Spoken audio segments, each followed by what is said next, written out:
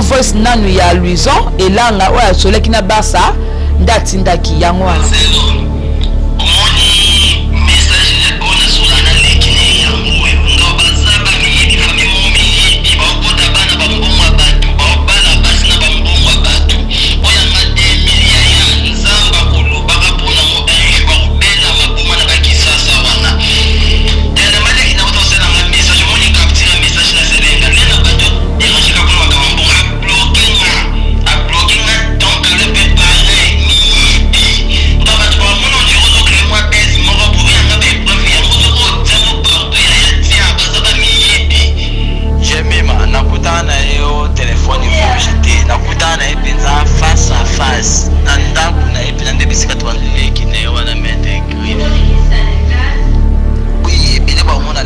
Barcelone a créé moi base moko non ils a vrai parce que ngapina likana nzela wana donc Caleb muyiba melanga mbongo na kenda kina luka makambo voyage na kutana na ya expliquanga tunde makambo elekaka bapesa mbongo boya ya zele loko kakipaka kukola beta ngai ablokanga partout atanga ba liste noir muyibi $2000 benza melanda zana la tambola kana mutoki na ngande ngaza la wana Isaiah solo siko tambo kutana naye izaki na Kinshasa kube na Angola okutaki na Kin kube kutaki na Angola poko pesa emo loza na Angola na bimaki nika kuna osama mba voyage mbongo penza to pesa epea na Congo penza na lemba salongo na ndako na ewana mbongo pesa mana Congo na Angola te na bima penza ndeki ni pona mba voyage ndena kutana na ye bina kutana na ye to sola ba bien et tout amemanga pena ndaselanga rendez-vous na ndako na ye apela tenga leki na ye ndo ila ya ko voyager atikanga na responsabilité ya leki na ye ti lelo na ndina voyager boy ndo ikomaka ya ba explication na ndinga blokanga partout leki na ye pas blokanga na tini ba capture leki na ye wana nde dernièrement butso komela na face bando bango ba kopela maboma na Kisasa Barcelone amema bango tina suka miyibi na question mark point d'interrogation est-ce que Isaiah solo ba voice onions eza beste Isaiah soto ya lokuta parce que wala za réputation ya mutu président Caleb azana bana na oya boti bana bakoli ba mona papa bango na ba internet bo benga papa bango yibi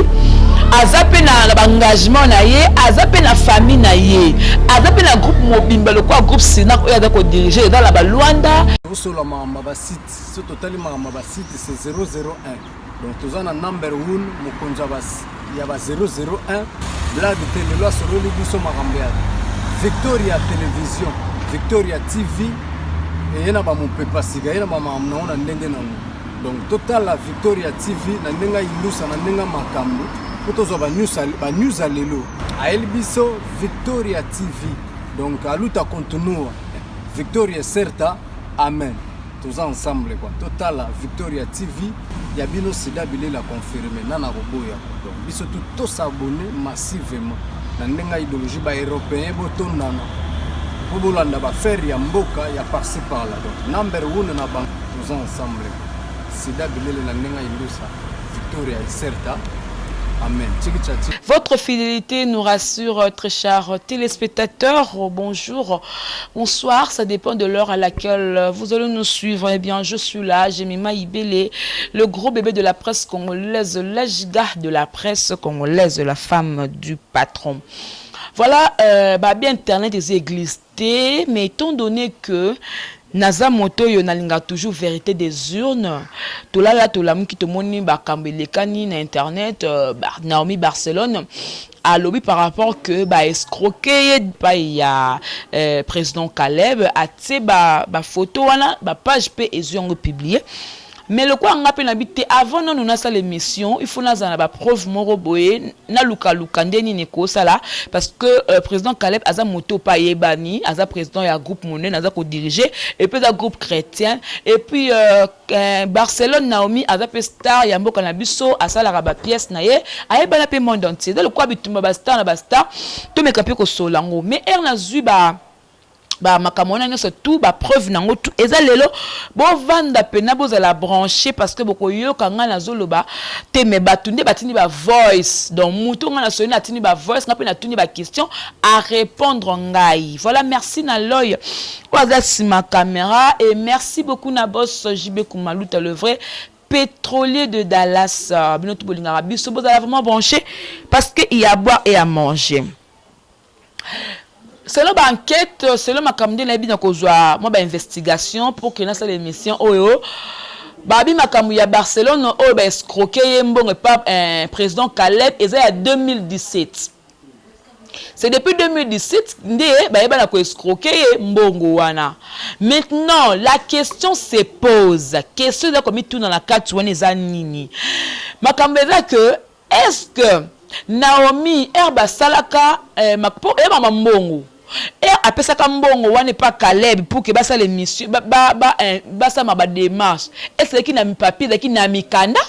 mais dara mbongo ka verbalement vient nga sala nga ba démarche na ya est-ce que ba comment on a papier pour la preuve mot tangible parce que ndenge Naomi basa azole ba da bongo ce qui ba preuve ezate au moins que da accusation moko boya ya lokuta mais makamutu ce que dans la mikanda au moins que ekosambela epé ba mona que te basa dans la raison na ba escroquer qui est voilà quand cela ne tienne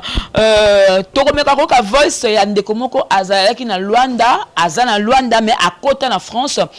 Comment on a Louison Elanga azana France azaki na Angola à côte quand de la côte pour le capoto accès retrouver le na carte France conversation la bango na basule ki bomena Naomi Barcelone ndi atindela ngango pona yoka ndengani elekaki et puis après ça il y a des conversations on ngana peut soli atindela ngango pona voice pour que tu me capé ko sola na yena faire comprendre yé parce que côté la président Caleb d'abord aza moto o ba respectaka moto apesa sa valeur aza éducateur ya masse par rapport à Naomi Barcelone aza ya pas Barcelone so badana makamo ya ko traiter et mususu pe boye ba lukengo na ndemo ya kimi esimbiti yango Barça tiango na media et mususu pe boye parce que Caleb abane ko sala ba makamo ba préparatif ba démarche yango MSPT siko non pe simbati MSP mais Caleb pe ba escroquer ke pe pas mutu poye asala pe l'ambassade. Il faut qu'il y ait des démarches peut-être azana bateau ba travailler na bango ezala ko la moi réseau mo be bona bateau bo travailler na bango même so de ki mbongo pas Barcelone et que mbongo wana ole e comme place au ba ba démarche et comme ki te bateau ba escroquer Caleb nanya koyeba na kata makambo vérité vraiment ezoyeba na te est-ce que ba escroquer mbongo ya solo ou bien à lokuta est-ce que Barcelone a pesa mbongo ya pas Caleb ya solo so ka pesa mbongo pas président Caleb wapi mikanda wapi papier ezo ça que non a pesa mbongo en matière d'argent le bangata ba garantie locatif il faut économiser la papier oh non futa mbongo moko loi il faut ezala toujours na kata mikanda pour ko pesa mbongo boy akowanga na peke na soki nguti yango nde likambu na mintu yango nde problème. Voilà donc to kanon voice nanu ya Louison elanga oya sole kina Barça ndatindaki yango wana omoni message ya bona solana lekine ya moyo ndo bazaba miyibi fami mo miyibi baobota bana bambongwa batu baobala basi na bambongwa batu oya ma 2000 ya nzamba kolobaka pona mo enjo bakubela mabuma na bakisasa wana dele maleki na otosela ma message moni capture message na selenga lena bato déranger ka pour makambo a bloquer nga donc elle fait pareil miyibi donc bato ba mono ndiro zo créer moi des moko bo yanga ba preuve ya mozo ko tsango partout ya tia basaba miyibi baba miyibi ba mona di bosote nzamba za juste miyibi na leki ne wana tsama dama lo kwa maboka pondo muyibi munene ye wana so ki mette Facebook ne ya wana miyibi makas nzamba okuta na bango bofraja na bino bambongo bato bamsuba ba. Voilà très chers téléspectateurs wana boyoki voix ya Louison Elanga azara na France a sola ki na Barça ndatindenga voice o ba sola ki mais nga pe na solo na Louison ngabi Louison tindelanga nanu ndedi bokutana ki bilomba ina président Caleb pour ebana ka peso mbongo pour yoza na Angola yeza na Kinshasa bokutana ki ndenge nini pour que ebana kozwa ko pesa mbongo pasa le ba démarche ende ko sala que ayebina ko tindelanga pe voice to yokango nanu Jemima, nakutana na yo telefoni vojite, nakutana na penza face à face. Na ndaku na penza nde bisika tubanda ko ntele na leki ne wana mete écrit. Voilà, donc vous comprendre que Aïbisinga ba kutana kane face à face à pesara président Caleb Mbongo. Mais est-ce que ezalaki na mikanda? Est-ce que quand on pense que Mbongo pas président Caleb, troisième personne azalaki pour faire autant ba témoin na makambo. Donc on peut penser président Caleb Mbongo a escroqué Mbongo non, ali Mbongo non. Et on pense qu'il y a un mutu so azalaki amone ko penser que Mbongo. Parce que wala azali personnalité, wala azali mutu oyo ayebana. Et dans la Naomi Barcelone, et dans la Caleb, ayebana baza star. Que tous les deux côtés vérité et la vraiment té. Parce que tant que vous pensez Caleb Mbongo, il faut que signe mo rezala Mbongo mo que non Mbongo on a passé Caleb yango, papier yango, Mikalo sala ki yango, pour ezala pa preuve, mais tant yango ezate. Au moins là que ezala la preuve mon côté. Ezala la preuve mon côté. Donc déjà makamango etamboli groupe Mobimba, etamboli ba groupe belé. Toka souvent car il y a l'uson là atinda ki yango lisusu pour la ko confirmer ko reconfirmer encore makamon désolé ki là voilà tozo yango nan oui belé ba mona lem fuka Barcelone a créé moi base moko bo non ils a vrai parce que ngapna likana nzela wana donc Caleb muyiba melanga Mbongo na kenda ki nanu kama makambo voyage na kutana na ye expliquanga tunde makambo le kaka ba pesa Mbongo boya ya zele loko kakipaka kokola beta ngai ablokanga partout atanga ba liste noire moyibi $2000 penza melanda zana la tambola kana mutoki na ngande ngazala wana eza ya solo. Donc tant tozo kango c'est pour dire que bangonde bazo confirmer biso to sala ngo ba analyse on ne confirme pas que président Caleb azaki ba mbongo na bango ya solo. Pour commenter que vous confirmez président Caleb Moïbi non parce que ada président on a travaillé pas na groupe Sinark na yebi na makambo wana te ba escroquerie na yebi na makambo moti ya Kimoyibi alors pour nanga eza lokola bombe et le kelinga mais lokola bango nde batindi ba voice il a fallu to tiango na télévision comme ça soit président Caleb ayoki yango ou bien ba lekine ba yoki yango numéro la chose la wana ba ko benga Jemima tozo linga to éclairci makambo wana parce que ekomi na média taka la mama zolo likambo la mama pena zolo likambo kupema abandi ko pibiango partout alekabwe ezongabwe ebalukabwe esala boy est-ce que boko pema pena nde boko pema donc c'est très grave makambo ko solo kana luzongo pe bona bité na tout non pe question pour luzongo pas répondre ngana bien boka question parce que ezo ngana zaki ya kolala la muki vous ezaki pe rock bo comprendre nga ba internaute obo tala biso boka no voice oyo nanu siko tambo kutana na ye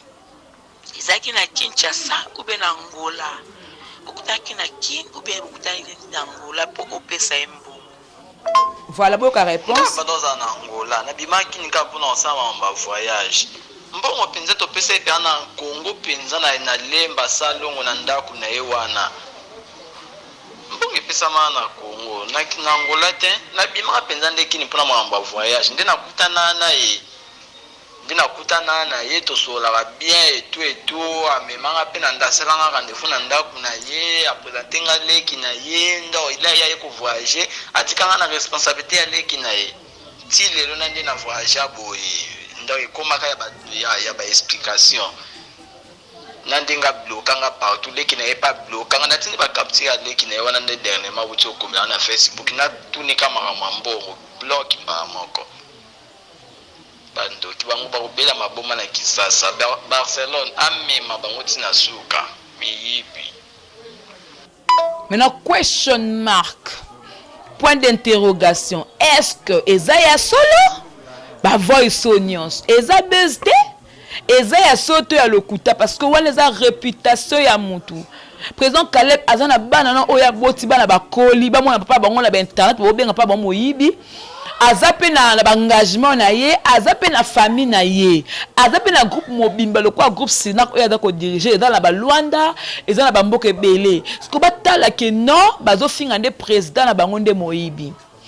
est-ce que vous comprenez comme il tient la place il y a présence au Caleb tant que vanda boye alors que vous benga moyibi est-ce que vous tient la place nae guerre ya Naomi Barcelone ngala iba mambongo oya Barça na 2017 ce qu'on a comme elamu qui na 2019 comment pour les cam na 2017 ce que balia comme bon na 2017 ce qu'on est comme na 2019 comment moi ko kamwa pe ko sala moi trop ko kamwa pe ko sala moi makasi to comprendre te na makamwa pe mais le quoi ngalinga ka kena salika mango na te ba voice pour que vous comprendre parce que moutado le bango da luison et langa azalaka na France yé moutou avec in Angola bakuta na président Caleb il paraît bakuta na président Caleb apesa ka mbong est-ce que luison au côté ba papier pour message et un problème té ba papier oyo ko la secrétaire on pesa ki mbong wana yo signé président pas signé pour tembe si là parce que ton mama mona sali bongo yo ko signé président Caleb peut faire signer pour pesa mbong. Ce que vous savez que dans l'état aux anators, dans l'état prose exacté, au conseil va comme nous problème c'est le réputation à Moutou. Qu'est-ce qu'on a mbongo, alliant mbongo, parce que président Caleb a ça en ambassade pour se passer mbongo. Il peut faire jouango à quel on peut battre ça va démarche. Pour que ça la ké ba beng sa Moutou na poto. Pour que ça le Moutou a quel des potos. Il faut ba démarche atenga na batna ba ça ba démarche à poto. Ça dit ngala zumbongo ngala comme c'est batnanga. Batnanga des fois ça ba démarche pour na kende. Ce que le simbi gloire à Dieu. Ce que simbi te ko répercuter parce qu'on peut ça ndenga mbongo. Même si président Caleb ala ko se retrouver na kawana. Ki bo pesa ndé mbongo, moyen bolanda batu oya travailler na bango te pour na ba voyage, pour pesa batu wana te. Même si pas pesa akene ko pesa kuna batu wana ba liembongo. Donc, ce sont des choses à partager, des avis partagés dans son sabongo. Très chers téléspectateurs, moi je me dis toujours en matière d'argent, sentiments à la raté, famille à la raté, yaya à la raté, les à la raté. Pour ce Barcelone, on a revendiqué à l'allam qui a 2018 à l'Obate. 2019, depuis janvier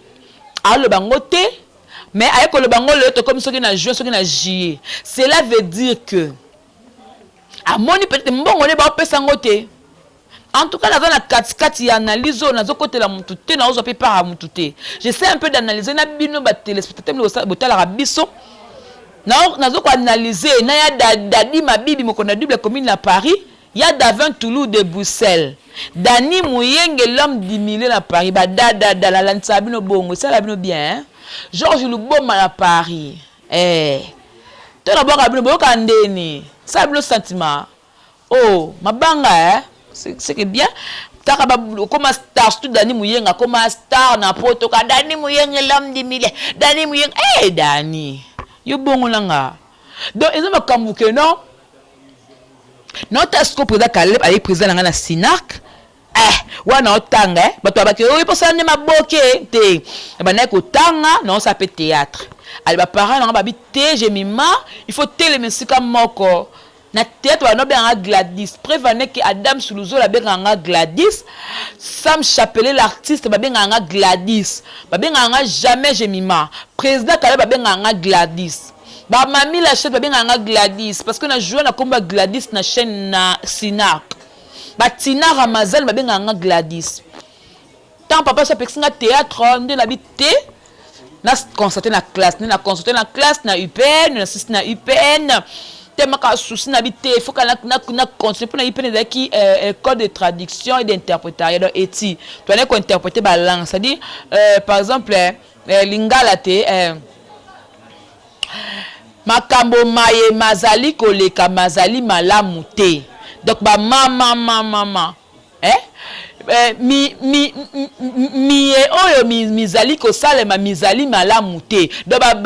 ba morphème c'était plus ba traduction qui mingi na ba ambassade alors est compliqué ki mwanda ba relation ba ambassade wana ba tono wana na bien ça c'est communication na ko bandango PR et à ta vie donc na iséande le lobe na sima pe micro na za parasite te na za parvenu te na musala o donc na kendela ngo na zuela ngo pe na